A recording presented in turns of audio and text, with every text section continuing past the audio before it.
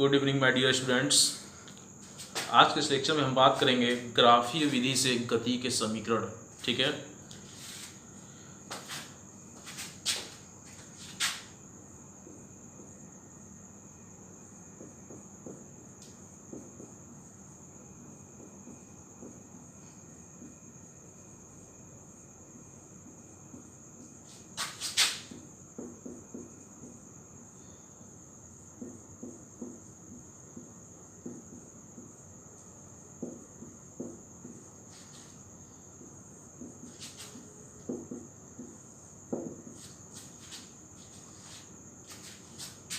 आखिर ग्राफीय विधि से गति के समीकरण, ठीक है, तो ग्राफीय विधि से गति के समीकरण हमको निकालना है। ठीक है, क्या निकालना है?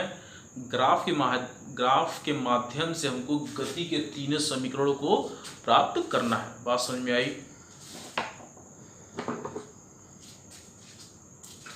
तो गति का जो पहला समीकरण होता है वह होता है v is equal to u plus a t. क्या होता है? v is equal to u plus a t. ठीक। दूसरा समीकरण होता है आपका s is equal to ut, s is equal to ut plus half a t square. और तीसरा समीकरण होता है v square is equal to u square plus 2as। ठीक है। तो अब हमको ग्राफ की सहायता से, बहुत ध्यान सुनिएगा, आपके एग्जाम में हर साल आता है, हमको क्या करना है? तो ग्राफ की सहायता से हमको ये तीनों समीकरणों को निकालना है। क्या करना है? ग्राफ की सहायता से हम लोगों को ये जो गति के तीन समीकरण मैंने लिख रखे हैं यहाँ पे, v is equal to u plus a t, और दूसरा है s is equal to u t plus half a t square, और तीसरा है आपका v square is equal to u square plus 2as। ठीक है। इन तीनों समीकरणों को हमको ग्राफ की सहायता से निकालना है। क्लियर? तो सबसे पहले हम ये जान लेते हैं कि इसमें v क्या है और u क्या है, a क्या है, t क्या है, s क्या है। ठीक। तो जो u है आपका, u ये है आपका प्रारंभिक वेग। ठीक। v है आपका अंतिम वेग। ठीक। a क्या है? a है त्वरण। t क्या है? t है समय। ठीक है। u प्रारंभिक वेग है, v अंतिम वेग है, a एक्सेलरेशन है यानी कि त्वरण है, और t टाइम है यानी कि समय है। ठीक है। और बचता है एक आखिरी आपका यस। यस है आपका तय की गई दूरी। ठीक है। यस क्या है? यस है आपका तय की गई दूरी। ठीक है। अब हम ग्राफ की सहायता से इन तीनों समीकरणों को हल करेंगे। ठीक है। ग्राफ की सहायता से अब हम इन तीनों समीकरणों को हल करेंगे। ठीक।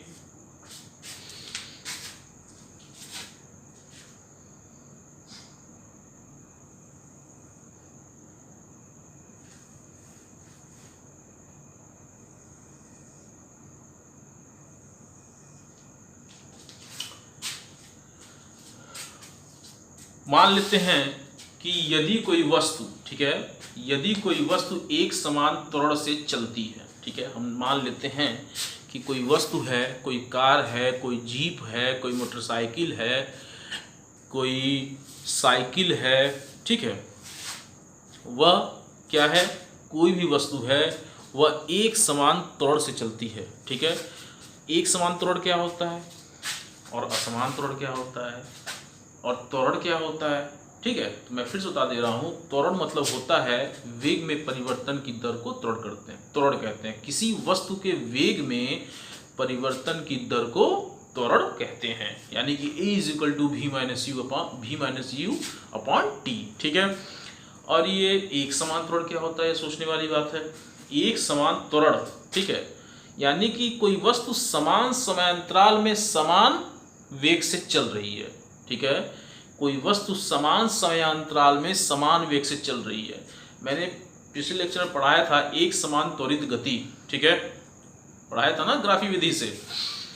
तो यानी कुछ क्या बताया था, यदि कोई वस्तु मान लीजिए 2 सेकंड में उसने 3 मीटर पर सेकंड, 2 सेकंड में वह 3 मीटर पर सेकंड स्क्वायर के वेग, 3 मीटर पर सेकंड के वेग से चल रही है। फिर 4 सेकंड में वह 6 मीटर पर सेकंड के वेग से चल रही है। फिर 8 सेकंड में वह आपका 9 मीटर पर सेकंड के वेग से चल रही है। फिर 10वें सेकंड में वह 12 मीटर पर सेकंड के वेग से चल रही है। तो समय में भी 2-2 का अंतर है और उसके वेग में 3-3 का अंतर है, ठीक है। तो इस प्रकार की जो गति होती है, ठीक है, इस प्रकार का जो त्वरण होता है, माफ करिएगा, इस प्रकार का जो त्वरण होता है उसे बोलते हैं एक समान त्वरण, ठीक है। क्योंकि समय भी समान है, 2-2 का अंतर हो रहा है, और वेग भी समान है, उसमें भी 3-3 का अंतर हो रहा है। अब यदि कोई वस्तु समान समयांतराल में असमान वेग से चलती है, वह 2 सेकंड में 4 मीटर पर सेकंड के वेग से चल रही है, फिर अगले 2 सेकंड में यानी कि चौथे सेकंड में उसका वेग कितना हो गया, 10 मीटर पर सेकंड। तो जाहिर सी बात है कि और अंतर देखेंगे तो 2 से कितना हो गया, 10, अंतर कितने का आया, 8 का आया, ठीक है। फिर 6वें सेकंड में उसका वेग मान लीजिए घट कर हो गया आपका 4 मीटर पर सेकंड। तो हम क्या कहेंगे, हम ये कहेंगे कि वस्तु जो है असमान त्वरण से चल रही है, ठीक है। तो हम यहाँ क्या लेंगे, मान लीजिए कोई वस्तु है एक समान त्वरण से चल रही है, कोई भी वस्तु है वह एक समान त्वरण से चल रही है, ठीक है।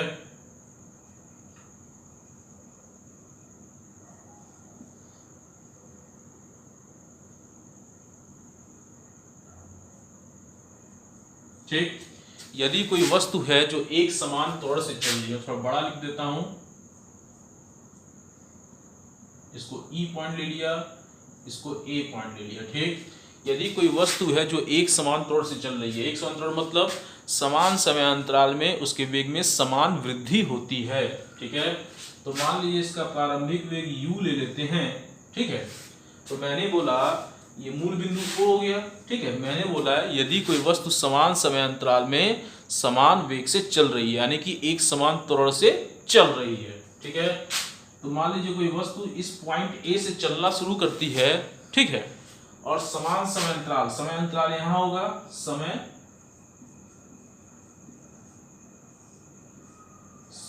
t सेकंड में लिखते हैं, समय को सेकंड में, और यहां हो गया आपका वेग मीटर पर सेकंड, ठीक है। क्या हो गया, वेग मीटर पर सेकंड, ठीक है। मान लीजिए कोई वस्तु है एक समान त्वरण से चल रही है, तो ग्राफ कैसे बनेगा, ग्राफ ऊपर की ओर, क्यों, क्योंकि उसका वेग जो है वह बढ़ ही रहा है ना, लेकिन उसके वेग में जो अंतर है वो क्या है, वह समान है, ठीक है। और वह t सेकंड में उसका प्रारंभिक वेग u था और अंतिम वेग कौन सा है, v। क्या है अंतिम वेग, अंतिम वेग है आपका v, ठीक है। बात समझ में आई आपको, त्वरण क्या होता है, वेग में परिवर्तन की दर को त्वरण बोलते हैं, यानी कि v - u/t। तो ये क्या होगा, कहने का मतलब ये है कि कोई वस्तु एक समान त्वरण से चल रही है, ठीक है, समान समयांतराल में समान उसके वेग में समान वृद्धि होती है, ठीक। अब आखिरी समय मान लीजिए इस t पॉइंट पर, ठीक है, t समय में उसका जो वेग था वो हो गया v, ठीक है। इस t समय में उसका जो अंतिम वेग था वह क्या है, v हो गया, ठीक है। अब क्या करते हैं, अब हमको निकालना है, क्या निकालना है, अब हमको निकालना है त्वरण, ठीक है, और निकालना है तय की गई दूरी। क्या निकालना है, अब हमको निकालना है त्वरण और निकालना है तय की गई दूरी। तो क्या करेंगे इसके लिए, हम इसके लिए यहां से हम परपेंडिकुलर ड्रॉ करेंगे, ठीक है। इसके लिए हम यहाँ से क्या ड्रॉ करेंगे, एक परपेंडिकुलर ड्रॉ करेंगे और यहाँ से भी एक परपेंडिकुलर ड्रॉ कर देंगे, ठीक है। बात समझ में यहाँ तक। अगर आपने इसके पहले वाला जो 3 टॉपिक मैंने आपको पढ़ाया था, अगर आप उसको नहीं देखे हैं तो आप उसको देख लें, ठीक है। बात समझ में आई। मैंने क्या क्या पढ़ाया था, distance time graph, displacement time graph और वेलोसिटी टाइम ग्राफ। अगर वो तीनों नहीं समझ में आएगा आपको तो ये चीज़ नहीं समझ में आने वाली है आपको, ठीक है। इसलिए आप लोग उस टॉपिक को पढ़ लें दोबारा, ठीक। तो इस पॉइंट को हम मान लेते हैं B, इस पॉइंट को हम मान लेते हैं C और इस पॉइंट को हम मान लेते हैं D, ठीक है। हमें निकालना क्या है, हमें निकालना है त्वरण। क्या निकालना है, त्वरण और तय की गई दूरी, ठीक है। अब देखिए हम त्वरण निकालते हैं। त्वरण, त्वरण मतलब क्या होता है, वेग में परिवर्तन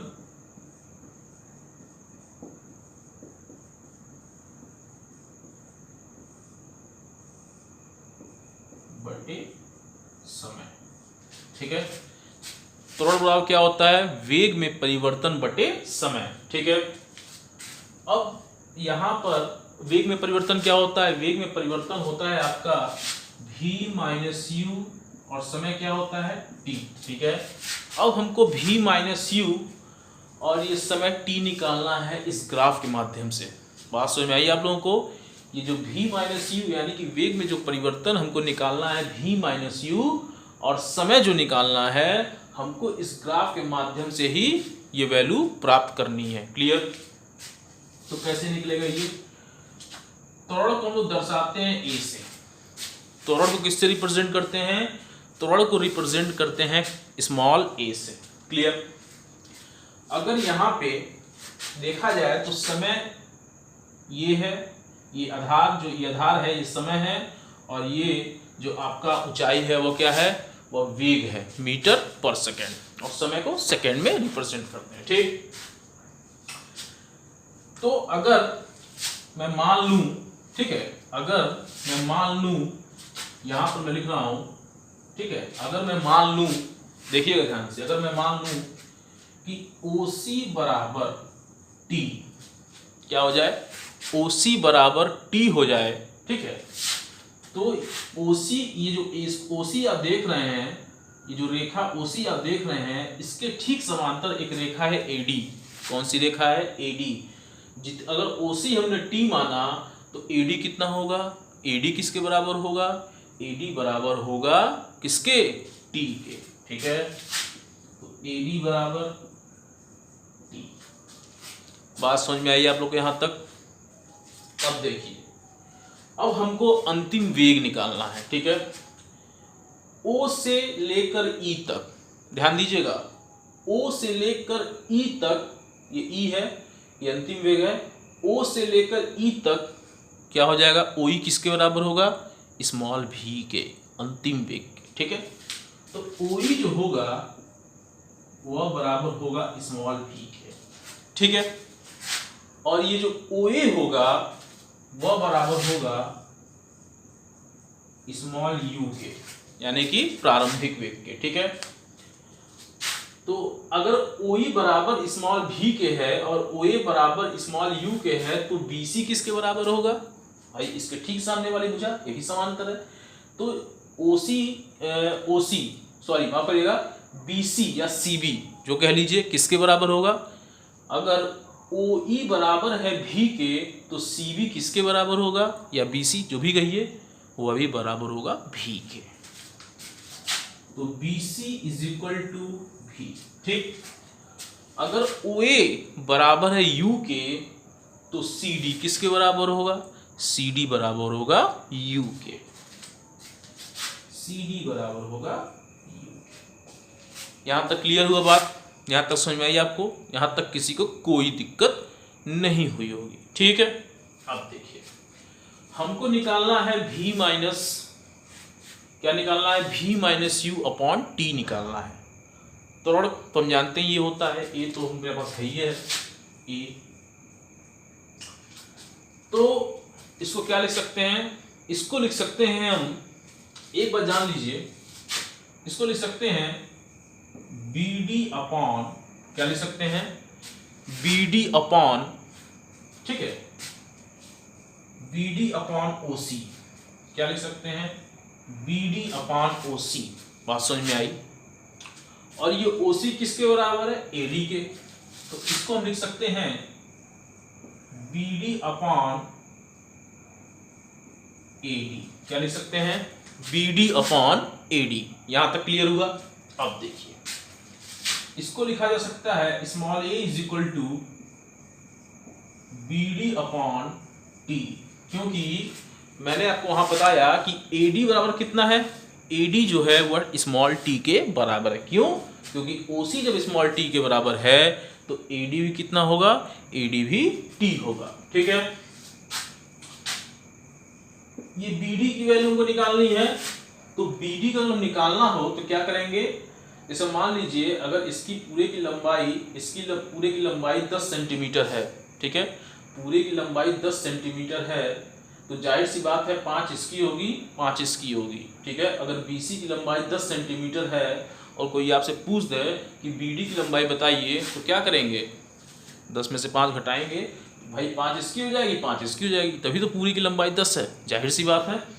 तो क्या हो जाएगा, तो ये हो जाएगा आपका BC माइनस CD। क्लियर, कोई दिक्कत, कोई दिक्कत नहीं हुई होगी। ठीक है, अब देखिए ये हो गया T, ठीक, ये लिख सकते हैं small a is equal to, BC की वैल्यू हमने क्या मानी है, स्मॉल v, BC किसके बराबर है, BC बराबर है स्मॉल v के। ठीक है, तो ये हो गया स्मॉल v, और CD किसके बराबर है, CD बराबर है u के। ठीक है, और ये हो गया T। ठीक है, अब हमको यहाँ से गति का पहला समीकरण मिल जाएगा इस ग्राफ की सहायता से। कैसे, देखते हैं। ठीक है, अगर हम इसका क्रॉस मल्टीप्लिकेशन कर दें, तिर्यक गुणा, क्रॉस मल्टीप्लिकेशन क्या होता है, तिर्यक गुणा। ठीक है, तो क्या हो जाएगा, यहाँ पे अगर 1 हम लगा दें, ठीक है, तो उससे तो एक ऊपर कोई फर्क नहीं होने वाला है, इसका इससे गुणा कर दें, इसका इससे गुणा कर दें। ठीक है, तो ये क्या हो जाएगा, ये हो जाएगा आपका AT is equal to V minus U। क्या हो जाएगा, AT is equal to V minus U।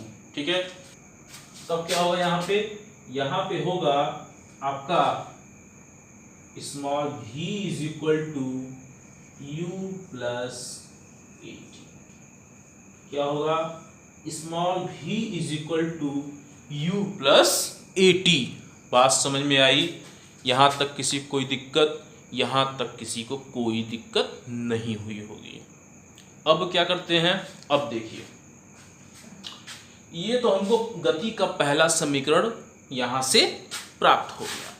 Clear, अब देखिए, अगर हमको दूरी निकालनी हो, ठीक है, अगर हमको दूरी निकालनी हो तो उसके लिए हम क्या करेंगे, बताएं, उसके लिए हम क्या करेंगे। यहाँ सोचने वाली बात है कि अगर हमको दूरी निकालनी हो तो उसके लिए हम क्या करेंगे।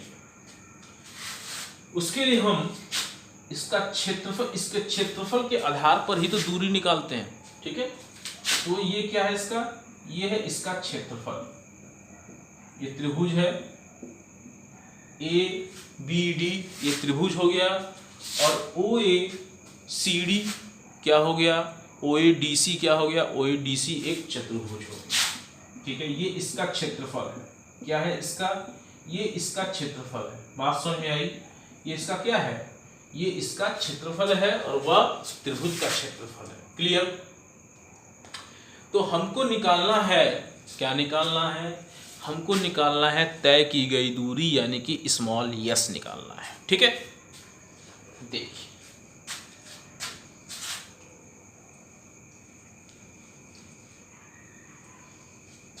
देखिए कैसे निकालेंगे।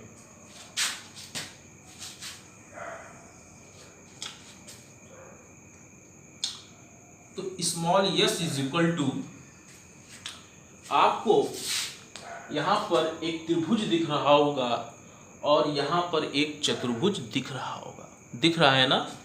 एक तो दिख रहा है ABD एक त्रिभुज है और चतुर्भुज क्या है OADC एक चतुर्भुज है, ठीक है। तो मैंने इसके क्षेत्रफल की बात की है कि क्षेत्रफल के आधार पर ही हम क्या निकालते हैं, हम दूरी निकालते हैं या विस्थापन निकालते हैं, ठीक है। तो देखिए ये हो जाएगा चतुर्भुज OADC का क्षेत्रफल प्लस, ठीक है, त्रिभुज ABD का क्षेत्रफल। बात समझ में आई। त्रिभुज चतुर्भुज OADC का क्षेत्रफल और त्रिभुज ABD का क्षेत्रफल, ठीक है। तो चतुर्भुज का क्षेत्रफल क्या होता है, लंबाई गुणे चौड़ाई, ठीक है। और AB और त्रिभुज का क्षेत्रफल क्या होता है, त्रिभुज का क्षेत्रफल होता है 1/2 इंटू आधार गुणे ऊंचाई, ठीक है। तो ये हो जाएगा यस इज इक्वल टू लंबाई गुणे चौड़ाई प्लस 1/2 इंटू आधार गुणे ऊंचाई, ठीक है। ये हो जाएगा यस। लंबाई क्या है, अगर चतुर्भुज में हम लंबाई देखें तो लंबाई है आपका AO और चौड़ाई है आपका OC, ठीक है। ये हो जाएगा AO प्लस OC, आप करिएगा यहाँ पे इंटू होगा OC, ठीक है। और ये हो जाएगा हाफ, ठीक है। आधार कितना है इसमें, अगर आधार की बात करें तो आधार है AD और ऊंचाई है BD, ठीक है। तो ये हो जाएगा AD इंटू BD। क्लियर यहाँ तक, यहाँ तक किसी को कोई दिक्कत नहीं हुई होगी। अब बात करते हैं AO इंटू OC। अगर यहां से OA की वैल्यू देखा जाए तो OA की वैल्यू U है, ठीक है, और OC की वैल्यू T है ना। तो AO की वैल्यू U है और OC की वैल्यू T है, तो ये हो जाएगा U इंटू T, ठीक। Yes is equal two plus half into AD की वैल्यू देखा जाए तो AD की वैल्यू वहां से देखिए आपका स्मॉल t है, ठीक है। तो ये हो जाएगा T और BD निकालना है। तो यहां पर हम लोगों ने BD इज इक्वल टू क्या निकाला है, BC माइनस CD, और BC minus CD is equal to आया है V माइनस U, ठीक है। तो ये हो जाएगा BC माइनस CD, ठीक है। तो ये हो जाएगा UT प्लस हाफ, ठीक है, T V माइनस U।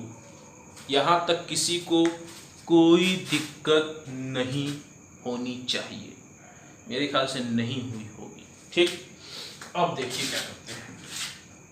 ये हो जाएगा small s is equal to UT, ठीक है, plus half T। V minus U की वैल्यू अगर देखा जाए यहां से ये देखिए ये वाला, तो V minus U equal to कितना है 80, यानी कि 80 equal to V minus U है। तो यहां पे लिख सकते हैं 80, बोलिए लिखा जा सकता है ना, यहां पर 80 लिखा जा सकता है कि नहीं लिखा जा सकता है, बिल्कुल लिखा जा सकता है। क्यों, क्योंकि 80 is equal to V minus U है, तो V माइनस U किसके बराबर है 80 के। यहां तक क्लियर हुआ, यहां तक किसी को कोई दिक्कत नहीं हुई होगी, ठीक है। अब देखिए थोड़ा सा बचा है, इसी में कर देता हूं। ये कितना हो जाएगा, ये हो जाएगा s is equal to UT plus half, और ये A और T के मिल जाने से क्या हो जाएगा T स्क्वायर। तो ये होगा UT plus half AT square. अगर यहां देखा जाए तो यहां पर आपका गति का जो दूसरा समीकरण है वो अभी हम लोगों ने बहुत अच्छे से पढ़ करके क्या कर दिया, इसको यहाँ पर प्रूफ कर दिया। ठीक है, बात समझ में आई अब आपको। अब हम फिर से दूरी निकालते हैं। ठीक है, फिर से दूरी निकालेंगे तो हमें गति का तृतीय समीकरण प्राप्त हो जाएगा। ठीक, फिर से दूरी निकालेंगे तो गति का हमें तृतीय समीकरण प्राप्त हो जाएगा। यहाँ तक चाहें तो आप स्क्रीनशॉट ले सकते हैं, या तो आप वीडियो को पॉज करके यहाँ तक नोट कर सकते हैं। ठीक है, आप चाहें तो यहाँ तक वीडियो का स्क्रीनशॉट ले करके इसका स्क्रीनशॉट ले लीजिए, या तो वीडियो को पॉज करके इसको लिख लीजिए। ठीक है, अब हम बात करेंगे गति के तृतीय समीकरण को प्रूफ करने की, कैसे इस ग्राफ के माध्यम से प्रूफ होगा। तो इसके लिए मुझे मिटाना होगा और मैं इसको मिटा देता हूं। ठीक है, ठीक है।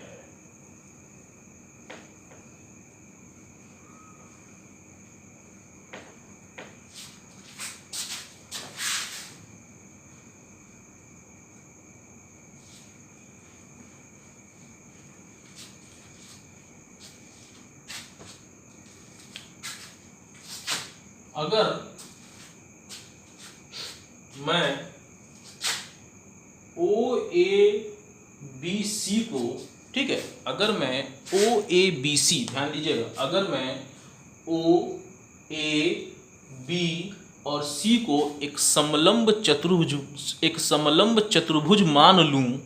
ठीक है, अगर मैं OABC को एक समलंब चतुर्भुज मान लूं तो इस स्थिति में हमें यश की वैल्यू मिल जाएगी, यानी कि तय की। ठीक है, अब दिख रहा होगा, चमक नहीं रहा है। यहाँ पे अगर मैं समलंब चतुर्भुज की बात करूँ तो यहाँ पे सोचने वाली बात है कि ये समलंब चतुर्भुज क्या होता है। ठीक है, तो समलंब चतुर्भुज,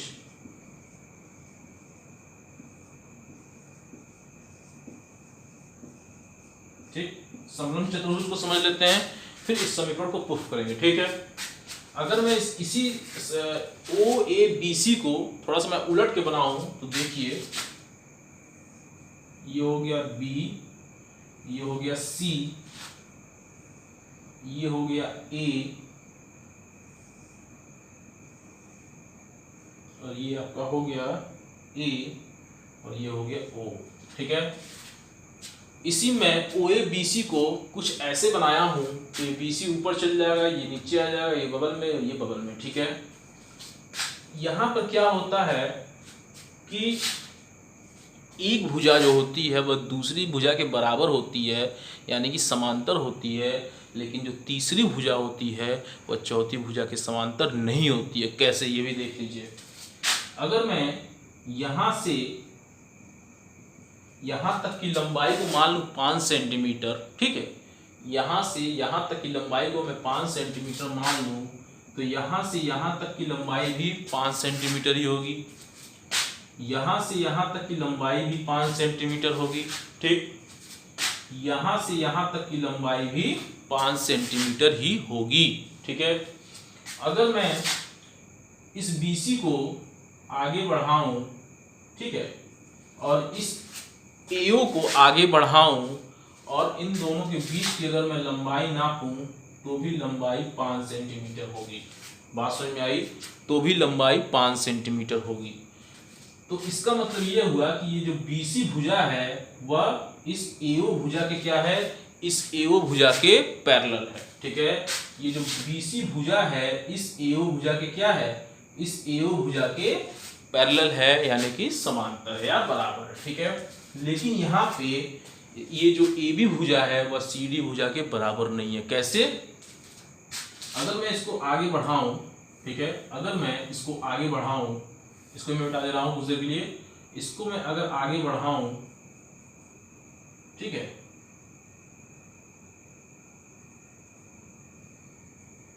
तो देखिए ये दोनों आके उस पॉइंट पर, इस पॉइंट पर आकर के क्या हुए, मिल गए। ठीक है, ये दोनों इस पॉइंट पर आकर के मिल गए। तो अब इन दोनों की अगर बीच की दूरी को देखा जाए, अगर यहाँ पे दूरी लंबी है तो यहाँ पे दूरी क्या है, यहाँ पे दूरी समान होगी? नहीं, यहाँ पे दूरी समान नहीं हो सकती। बात समझ में आई? क्या यहाँ पे दूरी समान हो सकती है? क्या यहाँ पे दूरी समान हो सकती है? कभी नहीं हो सकती। बात समझ में आई? अगर यहाँ 10 सेंटीमीटर है तो यहाँ कितना होगा? यहाँ जाहिर सी बात है 8 होगा, और यहाँ 6 हो सकता है, वहाँ 2 या 3 कुछ भी हो सकता है। ठीक है, इक्वल तो हो नहीं सकता। और मेन चीज़ ये है समलंब चतुर्भुज में कि जो एक रेखा होती है अगर वो एक दूसरे के समांतर है तो कभी वो एक दूसरे को नहीं काटती। ठीक है, जैसे इसको हम कितनों आगे बढ़ा दें, BC को मैं कितनों आगे बढ़ा दूं और AO को मैं कितनों आगे बढ़ा दूं, तो ये दोनों जो रेखाएं हैं आपस में एक दूसरे को नहीं काट रही हैं, एक दूसरे से नहीं टच हो रही हैं। ठीक है, लेकिन AB और जो CO है एक दूसरे को क्या कर रहा है, कहीं ना कहीं एक पॉइंट पर आके मिल रहे हैं और एक दूसरे को प्रतिच्छेदित कर रहे हैं, यानी कि काट रहे हैं। ठीक है, तो इस स्थिति में कह देंगे ये जो हम चतुर्भुज है वह क्या है, वह एक समलंब चतुर्भुज है। बात समझ में आई आपको यहां तक?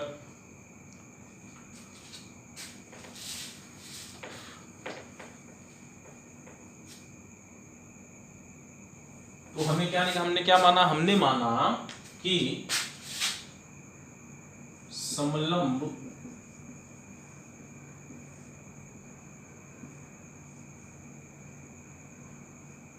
चतुर्भुज,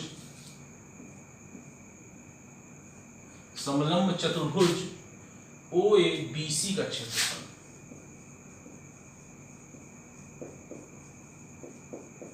समलंब चतुर्भुज OABC का क्षेत्रफल क्या हो जाएगा? यह हो जाएगा 1/2, क्योंकि हमको दूरी निकालनी है इसलिए यस लिख लिया, 1/2 इंटू दोनों भुजाओं का योग इंटू ऊंचाई। बात समझ में आई? दोनों भुजाओं का योग इंटू ऊंचाई। ठीक है, तो अगर मैं जो फिगर बनाया था अगर आपके दिमाग में हो तो उस हिसाब से दोनों जो भुजाओं का योग होगा, ठीक है, वो क्या हो जाएगा? दोनों समांतर भुजाओं का योग, दोनों समांतर भुजाओं का योग। ठीक है, यहाँ समांतर कर लीजिएगा। ठीक, दोनों समांतर भुजाओं का योग इंटू ऊंचाई। तो भुजा समांतर क्या होगी? OA और BC। क्या होगा?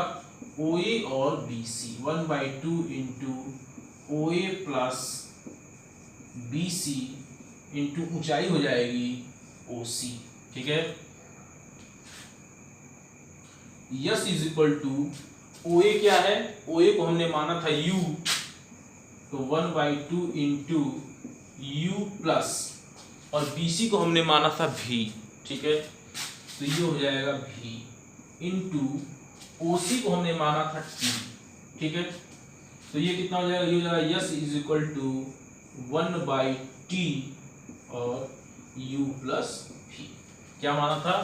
1/T U plus V। अब हमको इस T की वैल्यू निकालनी है, तो T यहाँ पे देखिए इस गति के पहले समीकरण से V is equal to U plus AT है। ठीक है, इसको हम लिख सकते हैं AT is equal to V minus U। बोलिए, इसको AT is equal to V minus U लिखा जा सकता है? मैं थोड़ा बड़ा लिख रहा हूँ, इसको AT is equal to V minus U लिखा जा सकता है। तो T की वैल्यू निकालनी है, T इज इक्वल टू कितना हो जाएगा? V माइनस U अपॉन कितना हो जाएगा? V minus U upon A। कितना हो जाएगा? V minus U upon A। तो T की वैल्यू मिल गई, कितनी मिली? ये मिली yes is equal to 1/2 V minus A V minus U upon A, और ये मिला V प्लस U। यही मिला। बात समझ में आई? चाहे U प्लस V चाहे V प्लस U। बात देखिए, 2AS इधर हो जाएगा, यानी कि 2A इधर हो जाएगा, 2AS is equal to V minus U into V plus U। ठीक है, और हम लोगों ने पिछले क्लासेस में एक फार्मूला पढ़ा था। क्या फार्मूला पढ़ा था? हम लोगों ने एक फार्मूला पढ़ा था कि A square minus B square कितना होता है? A प्लस B और A माइनस B। तो यहाँ कितना होगा? v square minus u square. तो ये हो जाएगा 2as is equal to v square minus u square. ठीक है, बात समझ में आई। v square minus u square, या तो इसको ऐसे लिख लीजिए, आप ऐसे लिख सकते हैं v square is equal to u square plus 2as। ठीक है, बात समझ में आई आपको, कोई दिक्कत नहीं हुई, क्योंकि यहाँ पे अगर u स्क्वायर को इधर ले जाएंगे तो v square minus u square is equal to 2as ही प्राप्त होगा। ठीक है, ये तो था आपका ग्राफी विधि से गति के समीकरण को हल करना। ठीक है, तो यहाँ तक का आप स्क्रीनशॉट ले लीजिए, या तो वीडियो को पॉज करके आप लोग इसे नोट कर सकते हैं। ठीक है, अब हम इसके बाद जो इस चैप्टर का लास्ट टॉपिक है वह है सर्कुलर मोशन। क्या है? सर्कुलर मोशन, यानी कि वृत्तीय गति। और मैंने बहुत पहले आपको इस चैप्टर को जब शुरू किया तभी मैंने आपको वृत्तीय गति पढ़ाया था, बात समझ में आई। लेकिन आज फिर से मैं वृत्तीय गति के बारे में पढ़ा दे रहा हूँ।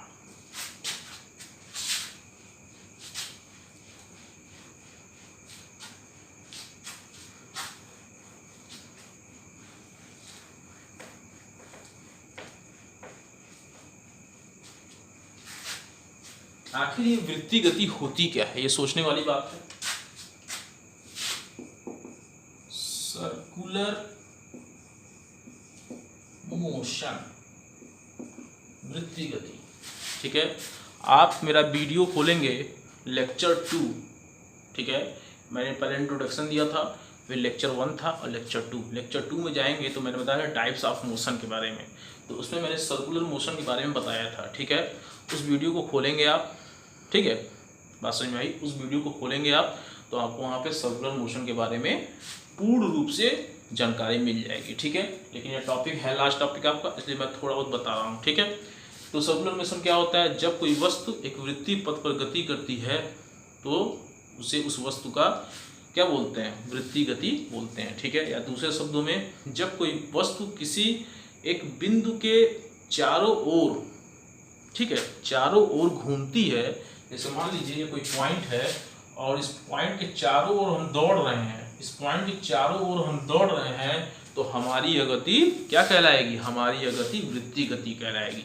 और एक होता है एक समान वृत्तीय गति, यानी कि यूनिफॉर्म सर्कुलर मोशन। ठीक है, बात समझ में आई। आपकी किताब बस यूनिफॉर्म सर्कुलर मोशन तक है।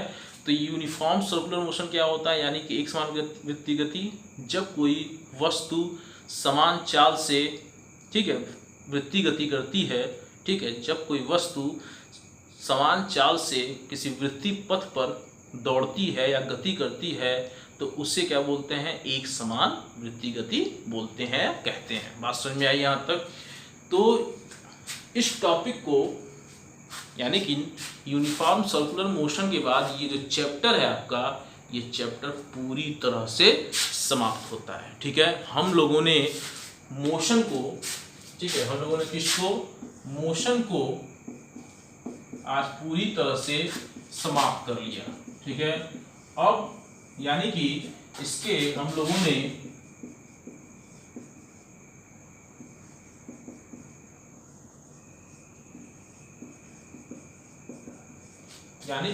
ने इसके थ्योरेटिकल पार्ट्स को पूरी तरह से पढ़ लिया। अब हमको इस चैप्टर में, ठीक है, अब हमको इस चैप्टर में सिर्फ किसकी डिस्कस करना है? कौन सा डिस्कस करना है? क्या डिस्कस करना है? न्यूमेरिकल्स पर डिस्कस करना है। ठीक है, अब हमको इस चैप्टर में सिर्फ न्यूमेरिकल्स पर डिस्कस करना है। ठीक है, बात समझ में आई? न्यूमेरिकल्स मतलब आंकिक प्रश्न। ठीक है, बात समझ में आई? और उसके बाद ये चैप्टर पूर्ण रूप से समाप्त हो जाएगा। थ्योरेटिकल तो पूर्ण रूप से समाप्त हो गया, बस बचा हुआ है न्यूमेरिकल्स, और न्यूमेरिकल्स के बाद ये चैप्टर एकदम फिनिश्ड। बात समझ में आई आपको? तो आज के लिए बस इतना ही। तब तक के लिए good night and thank you.